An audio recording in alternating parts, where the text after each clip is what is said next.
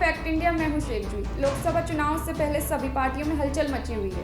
लगातार किसी पार्टी को छोड़ने की तो कभी किसी पार्टी में शामिल होने की खबरें आती रहती हैं। वहीं नीतीश कुमार ने बीते दिन मुख्यमंत्री पद से इस्तीफा दे दिया है। इस्तीफा देने के बाद नीतीश पत्रकारों से मुखातिब हुए। उन्होंने कहा, आज हमने मुख्यमंत्री पद से इस्तीफा दे दिया और जो सरकार थी उसको भी समाप्त करने का प्रस्ताव हमने राज्यपाल को दे दिया। सभी लोगों की राय, अपनी पार्टी की राय, सब ओर से राय आ रही थी। हमने अपने लोगों की राय को सुन लिया और सरकार को समाप्त कर दिया।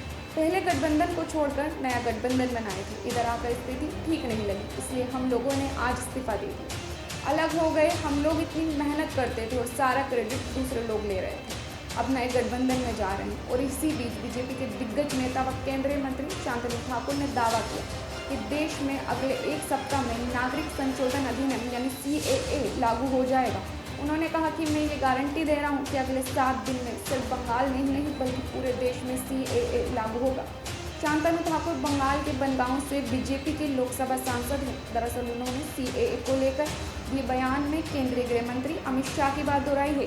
पिछले साल अमित शाह ने कहा था कि बीजेपी के नेतृत्व वाली केंद्र सरकार CAA लागू करेगी और कोई भी इसे रोक नहीं सकता। उनका बयान कांग्रेस सुप्रीमो और पश्चिम बंगाल की मुख्यमंत्री ममता बनर्जी पर हमले के तौर पर देखा गया था, क्योंकि ममता बनर्जी लगातार CAA का विरोध करती आई है। केंद्रीय मंत्री शांतनु ने कहा, इस राज्य के मुख्यमंत्री कहती हैं, अगर आपके पास वोटर कार्ड है, अगर आपके पास आधार है तो आप नागरिक हैं, आप मतदान कर सकते हैं, आप एक मतदान करने वाले नागरिक हैं। लेकिन यह मैंने सुना है कि हजारों लोगों को मताधिकार से वंचित कर दिया गया है। मुख्यमंत्री को जवाब देना चाहिए कि इन लोगों को मताधिकार से वंचित क्यों किया गया है। ये सब भी तो समुदाय का हिस्सा हैं।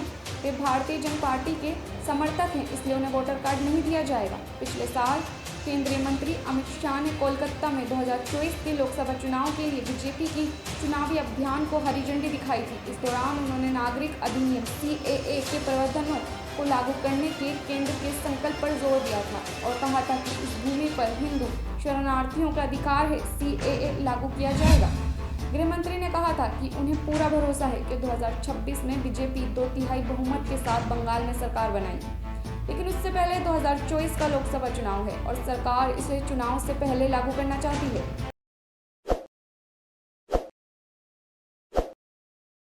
ताज़ा खबरों के लिए विजिट करें द फैक्ट इंडिया की वेबसाइट और डाउनलोड करें द फैक्ट इंडिया ऐप।